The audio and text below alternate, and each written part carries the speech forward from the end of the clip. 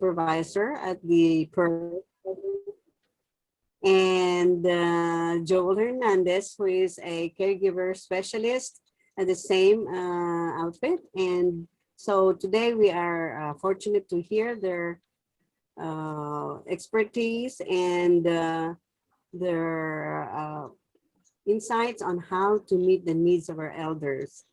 We are happy that the Filipinos are quite in that state. A lot of us, like myself, are in that age group, but it does not have to refer only to us as elders, but also those who are giving care or taking care of their elders. So if you have a family member, you have a friend, a relative, a neighbor, this is a good, very good presentation for you. And I hope that you will enjoy it. And so I have the pleasure of introducing Cathy Andre. Cathy, take it away. Okay, so we do have a slide presentation which should be up on the screen any minute now. There we go. Thank you. So we're going to talk about meeting the needs of our elders. Again, I'm Cathy and Joel is there. So if we can go to the next slide. So we're going to do a quick little brief icebreaker, a scavenger hunt. We're going to talk about what the needs are of our seniors. We're going to touch a little bit on ageism and aging in place, which tie into the needs. And then we're going to tell you about our agency, Inland Caregiver Resource Center, and the specific program that Joel and I are in, Pearls. So next slide. Okay. So our icebreaker today is going to be a brief scavenger hunt. So please take a few minutes, 3 minutes to be exact, and find something nearby in your home that brings you in mind you getting older. This could be any item in your home that when you do pick it up or look at it, you think about your own aging or an older person in your family or in your home. At the end of the hunt, we will ask these few questions. Excuse me. At the end of the hunt, we will ask you, a few of you to share what you found. Right? So, ready, set, and go. 3 minutes. So get up and move around in your house and find something.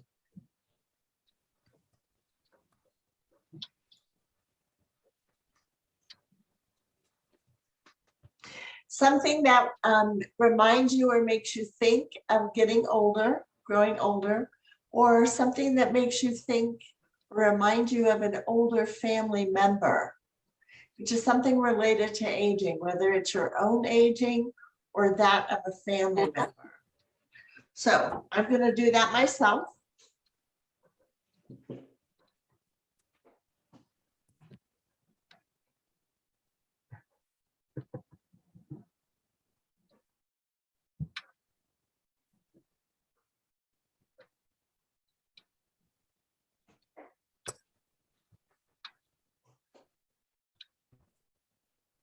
I am getting old. I just found this picture of my grandson in his third grade. Oh, wow. Picture. And this is third grade. And now he is going to high school this September. I am old. Where did the years go? But you know, we all get there. That's such a good And example. that's where, Yeah, I think looking at children when they're grown up, and it seems like it was yesterday they were little babies, and looking at grandchildren, great example, Mila. Does somebody else have one that you found? Yeah, so I found a very old family calendar. I forgot what year. Oh, from 2010.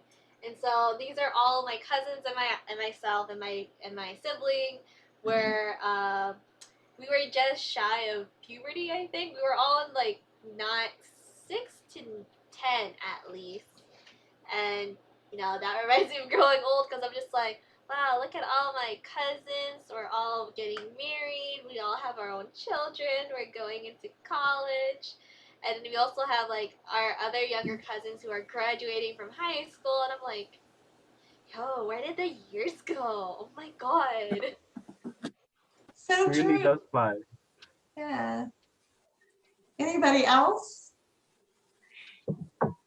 So I will tell you what I found. First of all, I wear contact lenses, but I do wear glasses. I had a pair on to read the screen, but I have another pair of glasses that I keep at my computer. I have another pair in my kitchen so I can read my recipes, because I know as I've gotten older and I am a senior, there are changes that happen, and one of them is vision. So it's like I really need these glasses. Without my reading glasses, I'm kind of lost. So, anyone else want to share? Okay, Ellen.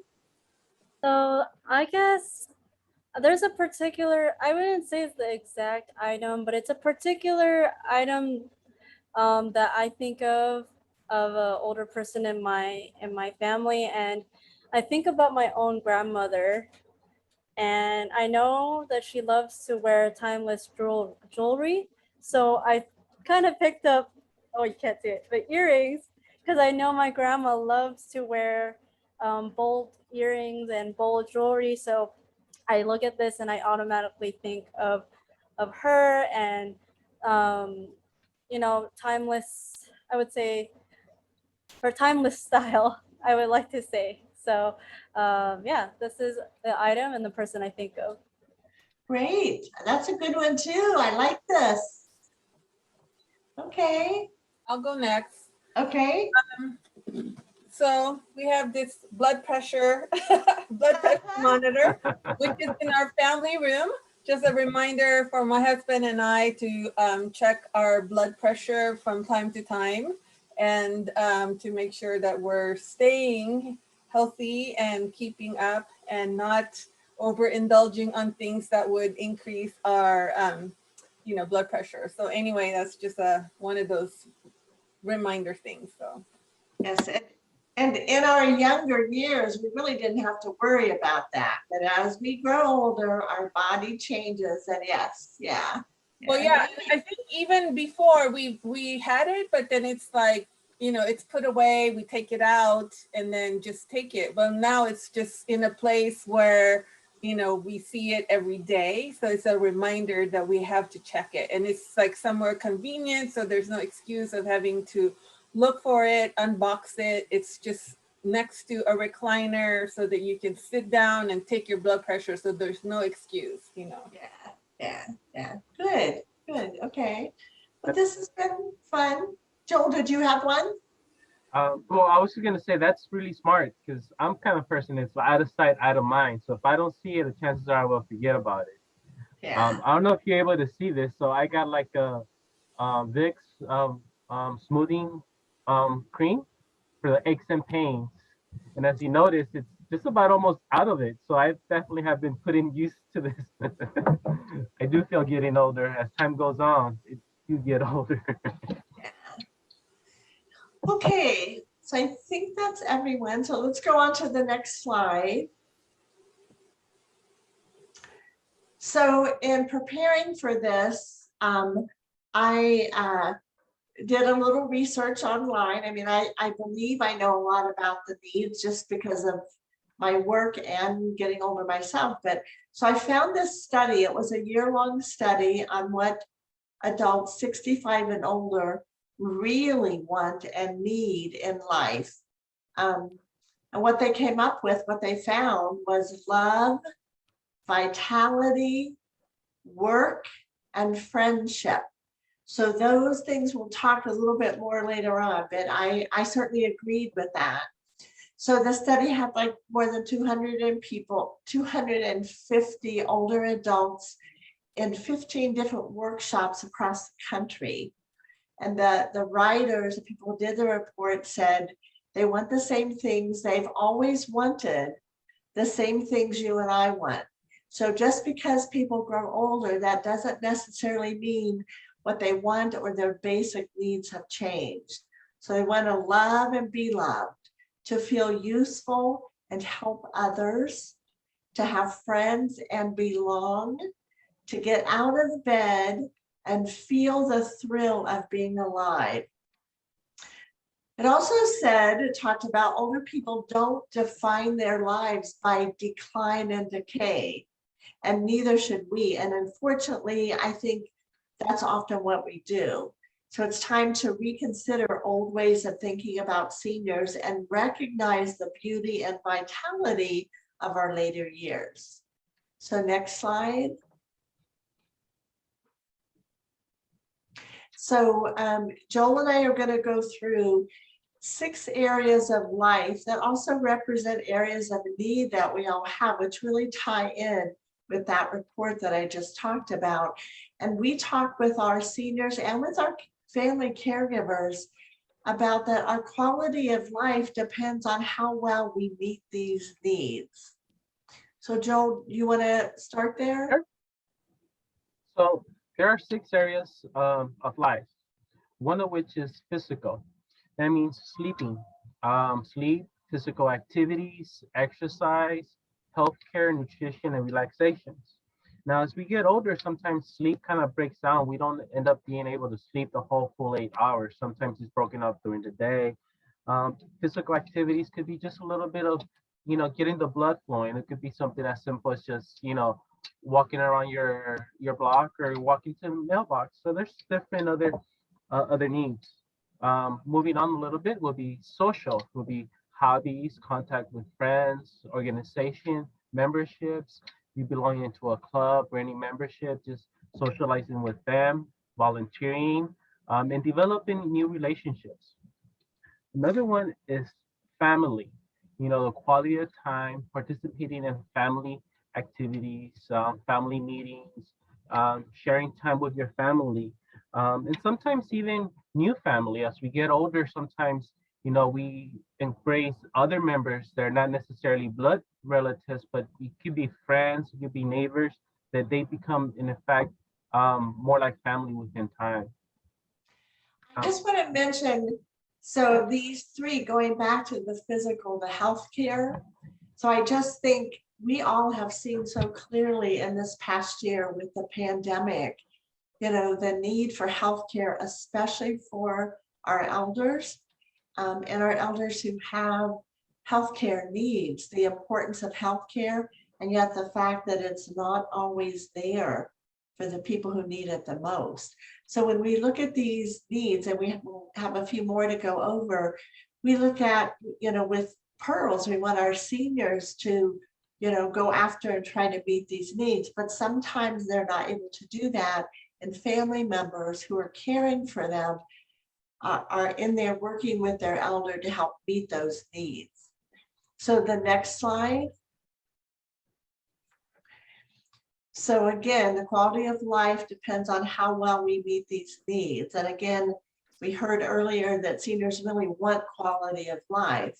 So finances, that's a need we all have.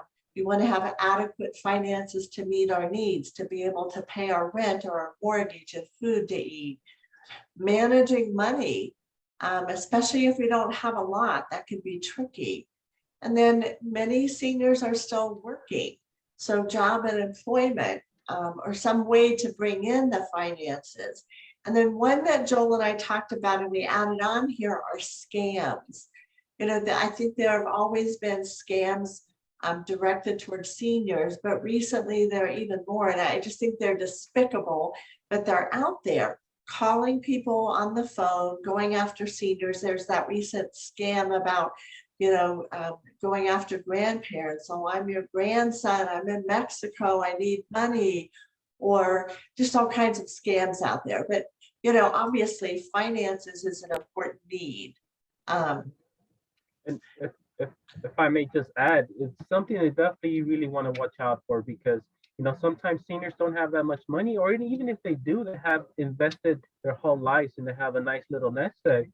You have these con artists or people that come in and try to do scams, whether it be a phone call or even other services. Sometimes you try to get a service done and it's you think you're paying one thing and next thing you know you're paying another figure which is completely different. So I'm sorry, Cathy. That's okay. That's okay. So the 5th one is mental or psychological or emotional. And we all have the need there, though many of us don't want to recognize that. So our thoughts, we have thoughts. I read somewhere doing another presentation that we have hundreds of thousands of thoughts in a day. And we need to pay, 60,000. how many? 60,000 a day. 1,000 a day. So we need to pay attention to our thoughts. They can be good, they can be bad, but we need to process them. Decision making. We don't want to make quick decisions because often they're bad decisions. So we need time to think over, the pros and cons, the alternatives. We need time for self-improvement and growth. We need time for counseling, which can go along with that, and support groups. And that's kind of what your whole center's about, and Pearls is about, is maintaining mental health. And then we all have a need for spirituality, and that certainly varies depending on individuals, on maybe age, and certainly on culture. But prayer or meditation or whatever it is called in your spiritual area, spiritual advisors, attendance at spiritual meetings, at the spiritual meeting place. It could be a church, it could be a synagogue, whatever it is, and participation in those group spiritual activities. That is truly a need. We hear that from a lot of our seniors. That's how they cope with some of the difficulties they face in life, is their spiritual beliefs. So next slide. So Joel, did you want to talk about this? Sure. Ageism. So ageism could be a prejudice, stereotyping or discriminations on the grounds of a person's age. Assumption that an elderlies are forgetful and frail, and young individuals are naive and they don't know what's best for them. In either case, these feelings or opinions are minimizing, in any case, these feelings and opinions are minimized, which can cause a decrease of self-confidence and even a decrease of sense of self-autonomy. So, this one, it just really stands out to me in terms of the older population. Anybody have any idea of one place that you see this ageism with older adults?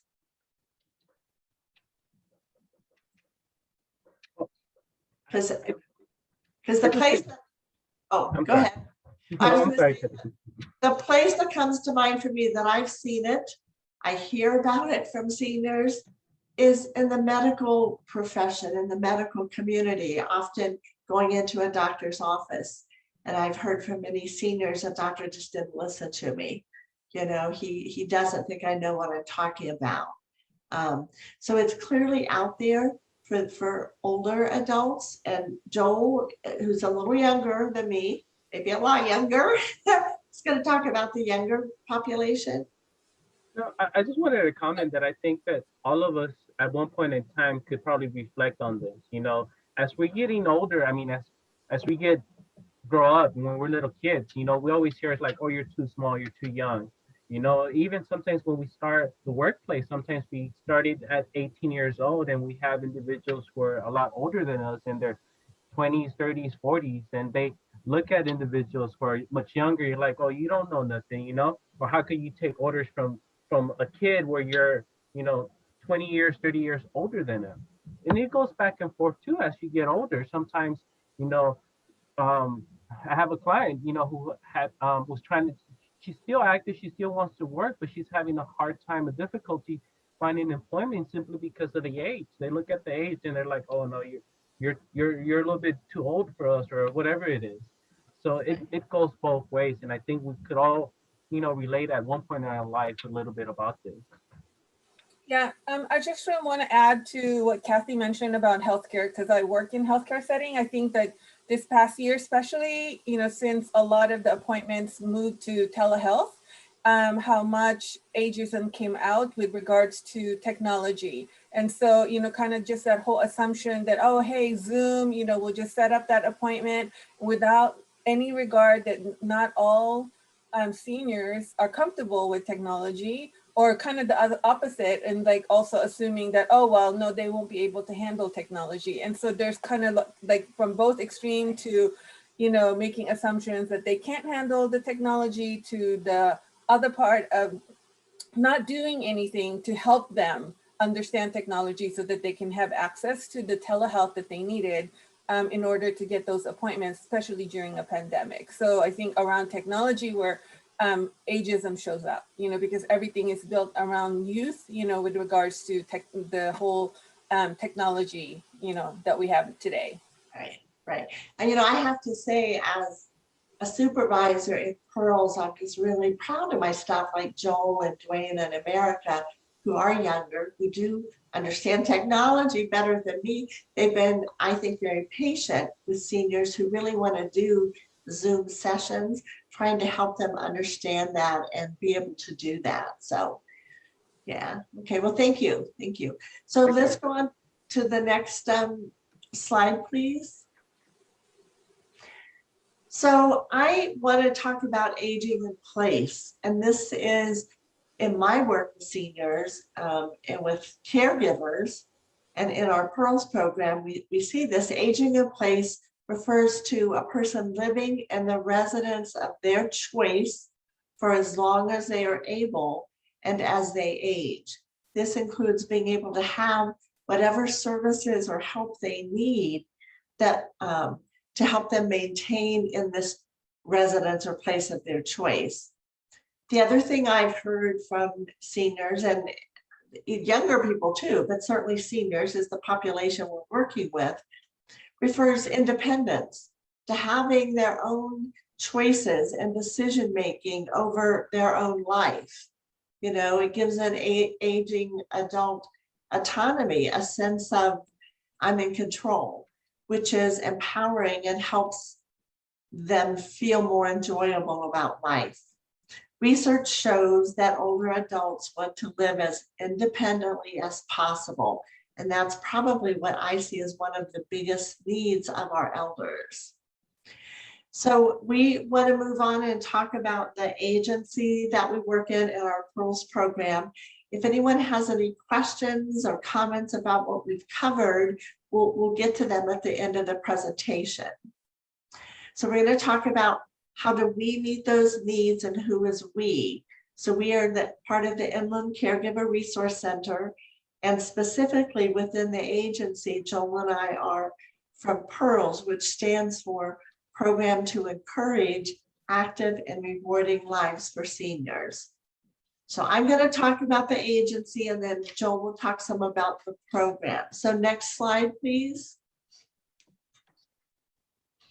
So our agency, ICRC, is a private nonprofit agency. We've been in existence since 1985. We're a small agency at this point. I think we have 28, 29 employees. When the agency started, there were maybe half a dozen. So we provide services throughout Riverside and San Bernardino counties. Technically, we also include Inyo and Mono counties, but because our agency funding had been cut and it's building back up, we haven't done as much up there in recent years, but we're moving in that direction. So ICRC offers free services to two groups of people. The first group are family caregivers, and that's what the agency started with. So family caregivers who are taking care of a loved one with a brain impairing condition such as dementia, Alzheimer's, stroke, traumatic brain injury, Huntington's, Lou Gehrig's, or just undiagnosed memory issues. And also, and I realize we missed something, then caregivers, family caregivers that are caring for a senior, someone 60 and older, who needs assistance with two activities of daily living in the home. So again, the agency started for family caregivers, informal caregivers. We also provide services for seniors 60 and above. And we'll talk more about that in the next slide, I think. So can we go on to the next slide, please? So we talk about our caregiver services side and our senior services. So under caregiver, we provide information, assistance, and referrals. And I would have to say with that is emotional support. When people call into the agency, the two things that they express they need the most are emotional support for their caregiving situation and respite. And we'll talk about respite in a minute. So we have a number of people who do just that. They answer the phones, they call back people who have called in, and they provide the information, assistance, and provide referrals as needed. So we have a program called Family Consultation, which is a social work or case management program. So the family consultant talks with the caregiver and goes through an assessment so we can find out what that caregiver really needs. We help them look at what their strengths are. We help them look at what it is they need, and we develop a plan with them. That plan includes what we at ICRC can help them with. And then sometimes they may have needs that aren't within our umbrella, and then we might refer them out like to IHSS, or let's say it's a Filipino American who really needs some help related more to that culture, we might refer to your agency. So we provide support groups. I think that we're up to maybe 14 support groups. Now, again, most of our services, all of them basically are telehealth, either Zoom or just over the phone. So the support groups are Zoom meetings at this point. We provide psychoeducational workshops and classes. So we have two types. We have the workshops that are usually set up 2 hours once a week for anywhere from 4 to 8 weeks, depending on the class. We have classes, one, my favorite, called Controlling the Frustration of Caregiving. We try to help caregivers take a look from a cognitive behavioral approach to the feelings they have, to the frustration, and trying to understand that and change their behavior so they can interact better with the person they care for. We do a workshop on the placement. We do a workshop on, it's called It Takes Two. It's a 4-week class that looks at some of the things that go on in the brain if someone's had a stroke or if they have an Alzheimer's diagnosis, what's happening in the brain, and then looking at communicating more effectively, understanding what's going on in the brain. So I think there are 5 of those workshops, and then we have, I'd say, 1 million different one-time only classes that last 2 hours, and those are on all sorts of topics. We really push a lot of self-care with caregivers. So it might be meditation and relaxation, it might be nutrition, it might be talk to the elder law attorney. It might be, we do a 2-hour presentation on the dementias, which really talks about the different types of dementias that are out there. But there are just far too numerous of them to mention. We provide respite for the caregiver. We like to describe respite as like a break or a mini vacation. Respite funds are funded through both of our county area agency on aging and through the State Department of Healthcare Services. So respite funds can be limited. So they're usually like up to 12 hours of respite a month. And it's usually given so that the caregiver can attend a support group, come to one of our classes. If the caregiver has medical appointments they need to take care of for themselves and has no one to leave their loved one with, we can help set someone up to go in the home so the caregiver can go to their medical appointment. We provide a short-term counseling program, 6 to 8 sessions, that focuses on caregiving issues. It's not meant for long-term mental health. It's meant to help caregivers with the feelings and emotions that come out of the caregiving 24/7, year after year after year. We do conferences we usually do them 2, sometimes 3 times a year. We have a motivational speaker when we're doing them in person. We provide lunch. We move it around throughout the 2 counties, so it's never in one place. We have a community-based occupational therapy program, which so far has only been San Bernardino County. We work with Loma Linda University and their OT department. So those are, in a nutshell, the caregiver services. So if we go to the next slide.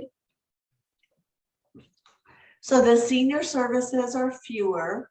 We do have in-home assistance, personal care, which means anything that's hands-on, helping an older person bathe or dress or toileting if they have difficulty getting into the bathroom or cleaning themselves after they toilet, those sorts of things. And then homemaker, which is really just going in and doing light chores or homemaker responsibilities. So that's we have that in Riverside and San Bernardino County. In Riverside County, that's funded through the Office on Aging.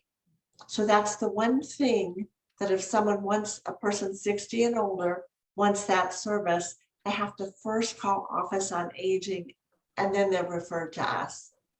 So the second senior service for people 60 and older is Pearls, and that's Riverside County only.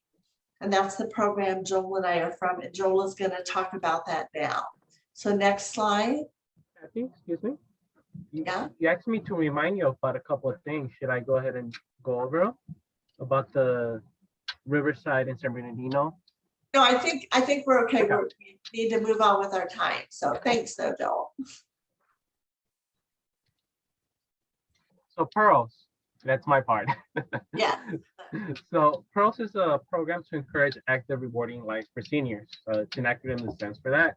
Pearls is a free preventative and early intervention program that provides individuals 60 and over in Riverside County. This program is an evidence-based program, meaning that it has proven to work over time. Just like any other program, though, the more effort you put into any program, the more you get back. And our evidence has shown, or our history has shown, that the more people put in, the more people are stay within the structure of the programs, the more they get back. It was developed in the University of Washington more than 10 years ago, and is now utilized throughout the country. So it started in Washington, but it's actually being practiced throughout the whole nation, throughout the whole country. Next slide, please. So the purpose of Pearls is to decrease the feelings of sadness, loneliness, social isolations, lack of interest in doing things, being stressed or overwhelmed, or even having those feelings of being stuck. All in all, it does help you to increase the overall quality of lives in older adults. Pearls reduces the symptoms of depressions and increases social, physical, and pleasant events throughout the method of problem solving, behavior activations, and pleasant activity scheduling. All right, next slide, please. So one of the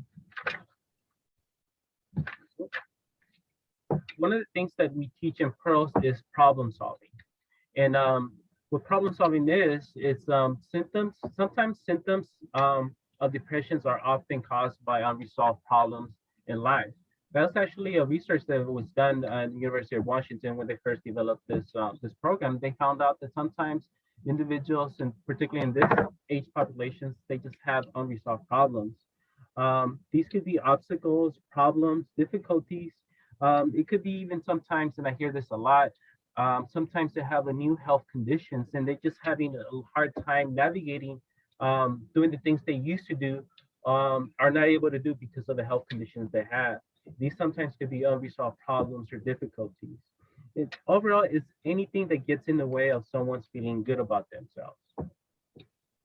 PST, which is problem solving treatment, helps individuals assert control over their problems and increase self-efficiency and increase hope, though lessens the symptoms that cause anxiety and depression. Can I jump in for a minute? Sure. Oh, So when they did the research over 10 years ago up at University of Washington, one of the things they found, again, as we age, things change. With our scavenger hunt in the beginning, we talked a little bit about that. And sometimes changes occur and people don't know what to do about it, kind of like Joel described.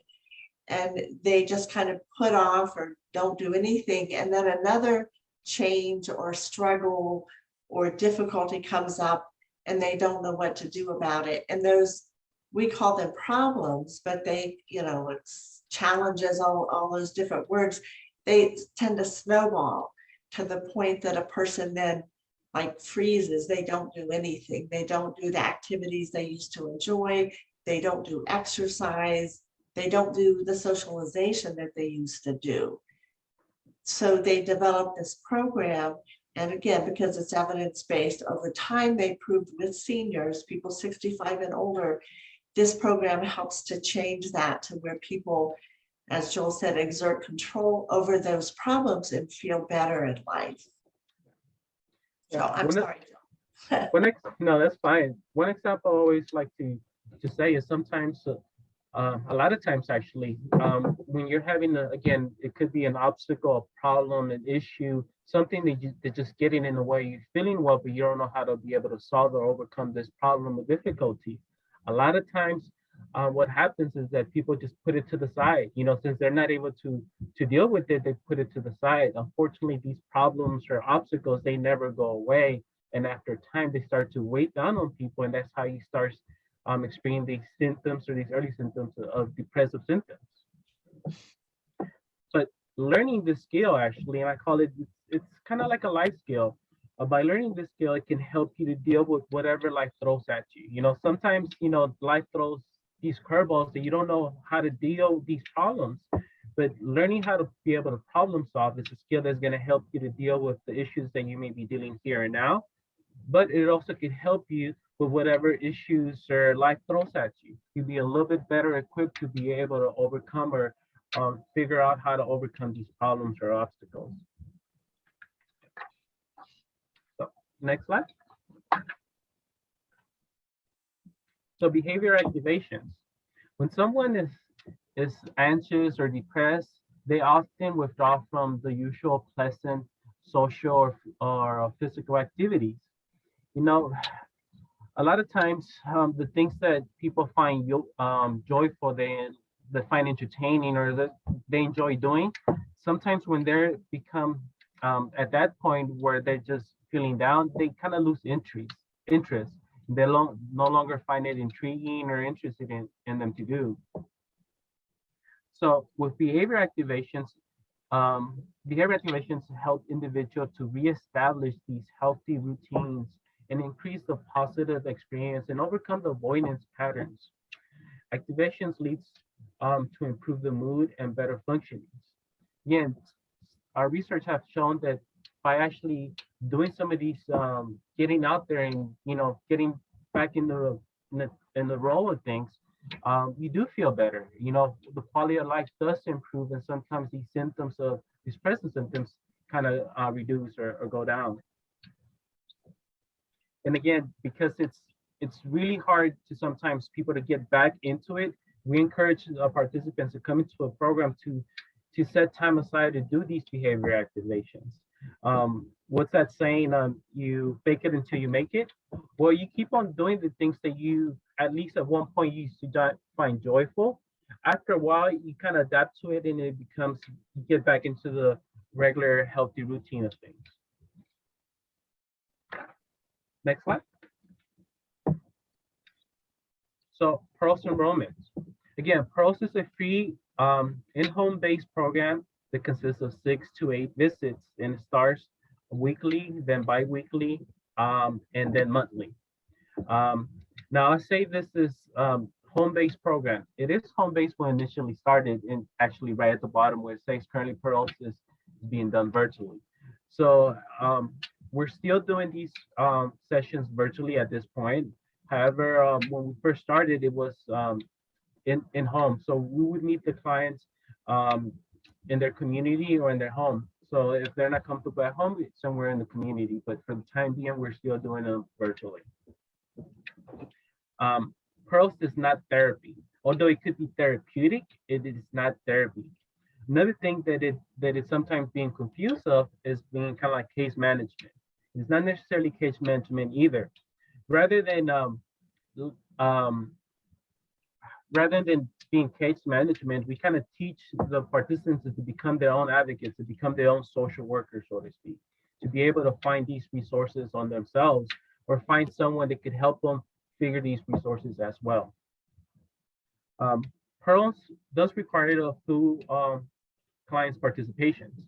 And again, this is going back to the history of, or yeah, the history of the clients that we have served. I could personally say that, you know, the clients that I've had with me for the past year, 2 years now, I've noticed a big change in regards to clients who upheld or stick to the structure of the pearls, meaning that we meet once a week for the first 3 sessions. Then we start to taper off bi-weekly, monthly. Um, we do like to meet once a week for 3 sessions. And one of the reasons is that when you first start a program, you don't know much about it, so you need a lot more support. But as you getting familiar with the program, you need less and less support. Sometimes when people are not really, sticking to the scheduling, they kind of miss out a whole lot. So it's very important that, when you do participate in this program, that you do take it serious. Um, Pros also begins with a screening and to determine if the program is a good fit. Now, one of the best things I like about this program, I like a lot of things of it, but one of the best things I like about it, that it is evidence-based and it is proven to work over time. But it is, unfortunately, it's not a one-size-fits-all program for anything, for anybody. So we really want the person who comes on board and participates in the program to really benefit from this program in its entirety. And sometimes, people may not be quite ready, even though they may need the program, but they may not be that ready or they may need other services. So again, the first step would be to do a screening. All the questions are completely voluntary and we're not asking any personal information as far as medical or social, any of that stuff. In fact, this program, because it's free, it doesn't interfere with any other services or program that participants may be taking. Again, and PROS is currently being done virtually. Yeah. Oh, actually, I almost forgot. Another thing also, when we do the screening, again, we try to do the screening to fit the right candidate for the program, or should I say, yeah, for the program. And we do determine that this may not be necessarily the ideal program for the person who might be interested in. We do provide additional referrals. So if we find that this program is not a good fit for you, then we will refer you to another program who may be better equipped to meet the needs of that individual. Next slide, please.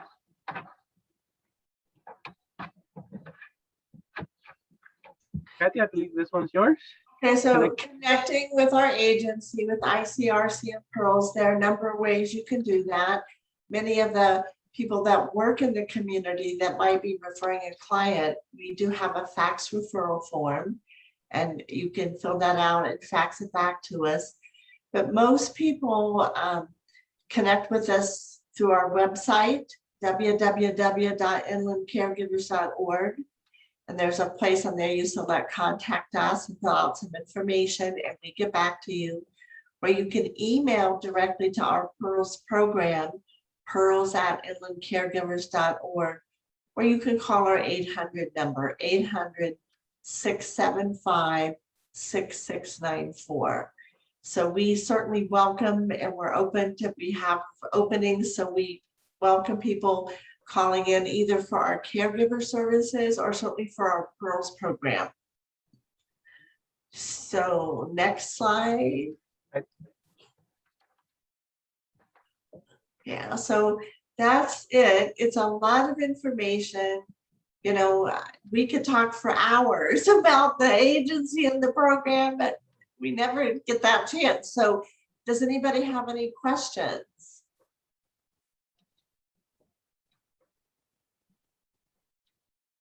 Hi. So I have a question. So what will the Pearls program be like when you Are you anticipating reopening Pearls for in-person program, or will it be a hybrid? What will that look like? So, that's such a good question. I think many agencies are looking at that. So we will be going back out and doing it in person. We don't have a date yet.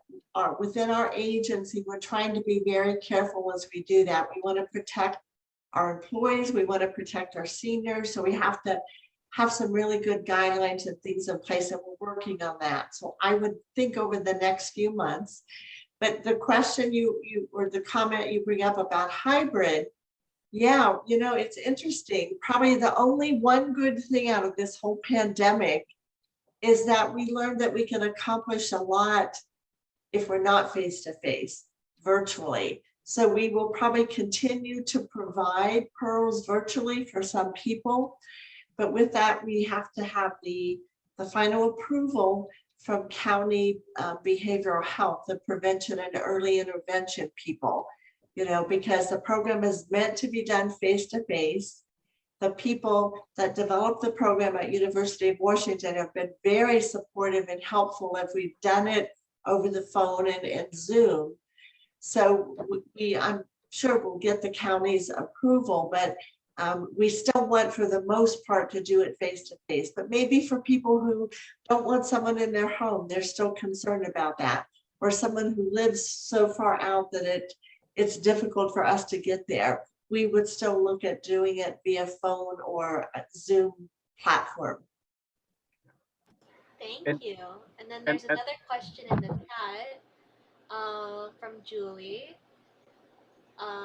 Is there any agency in LA similar to Pearls or ICRC?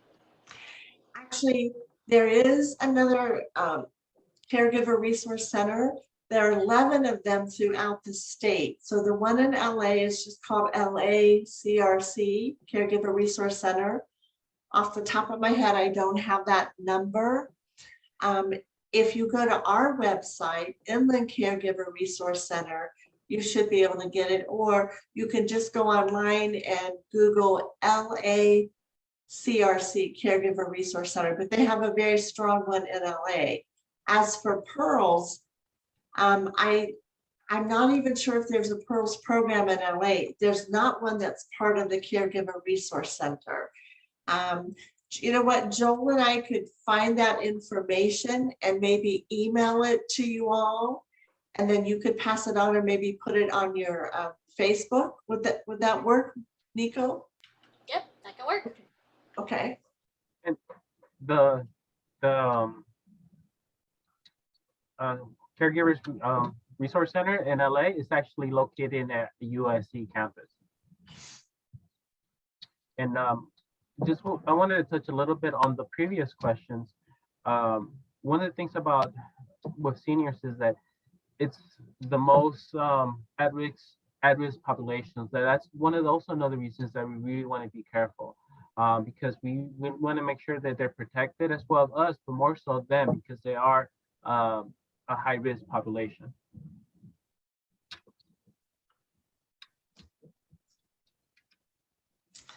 Okay, any other questions? Yeah, we have one more, same thing from Julie again.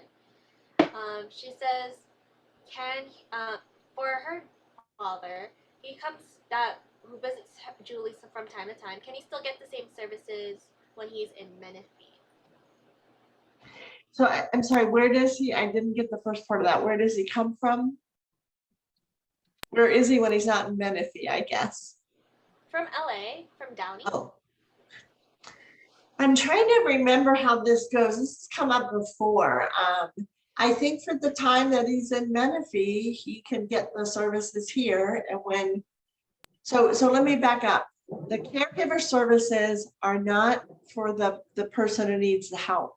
The caregiver services are like if Julie cares for him when he comes to Menifee, the services are for Julie. So as long as Julie lives in our area, Riverside, San Bernardino County, she can still be a caregiver to him even when he's not living with her. So she can get our services here. And he can get because then Pearls is for the senior. He's in Menifee. As long as he's here long enough to go through the program, he can get the program here. Does that answer Julie's question, Julie?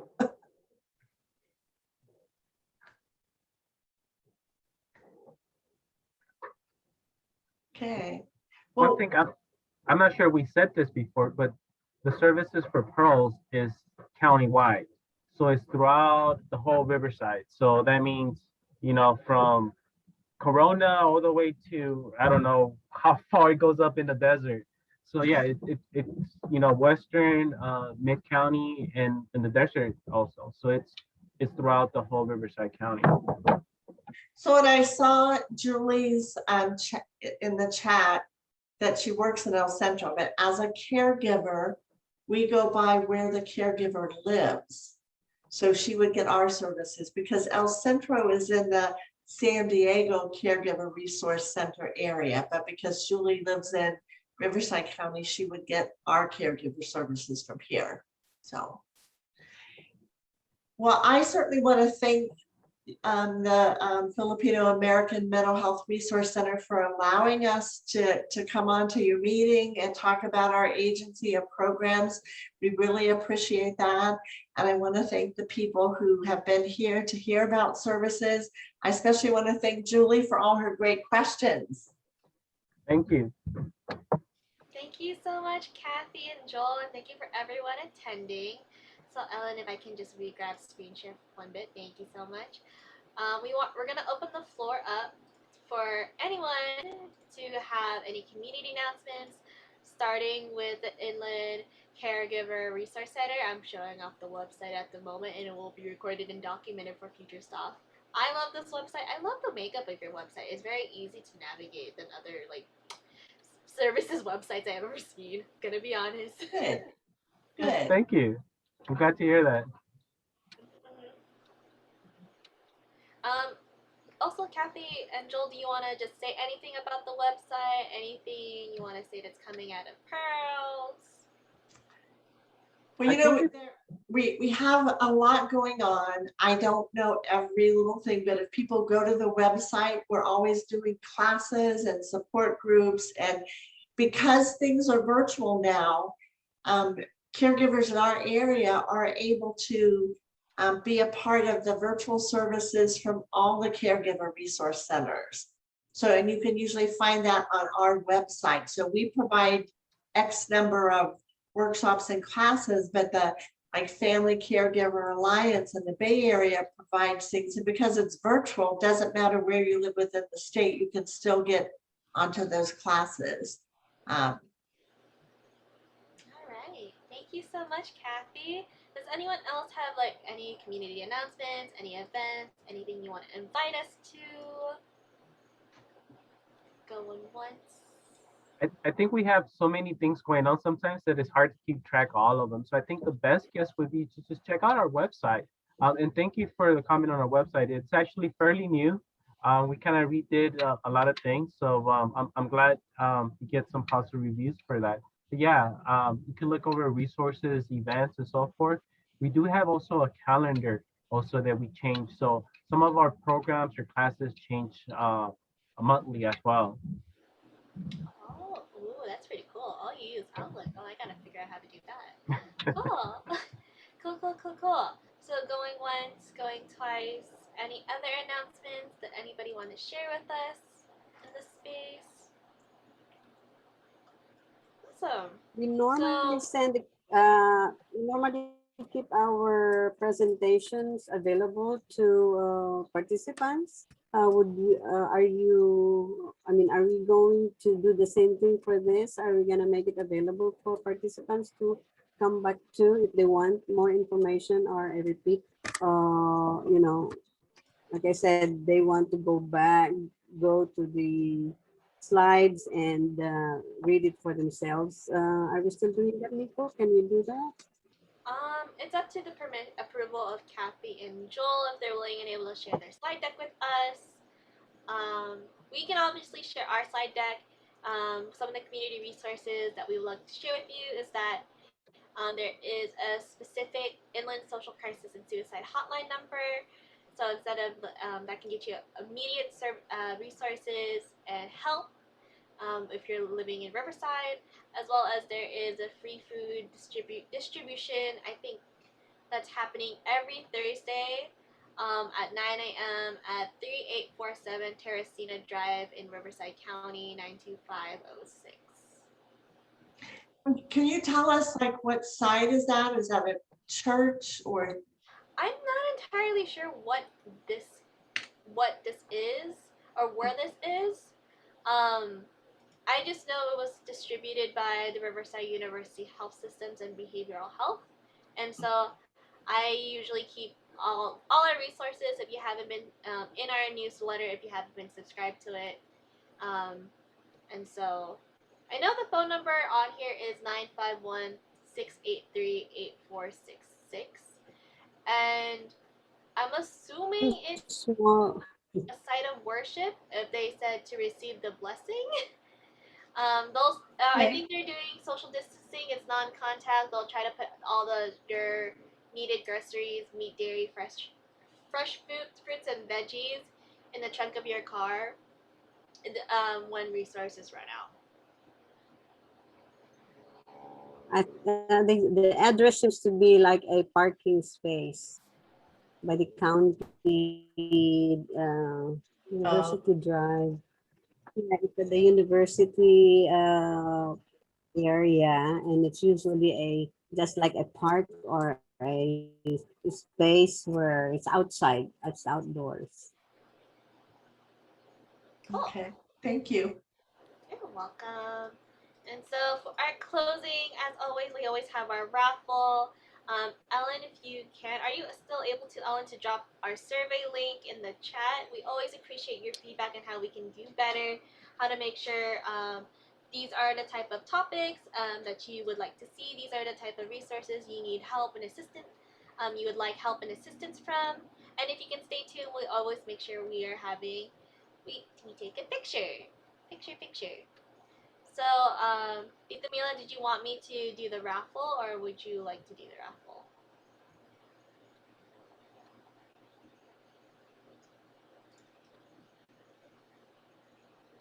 Hello?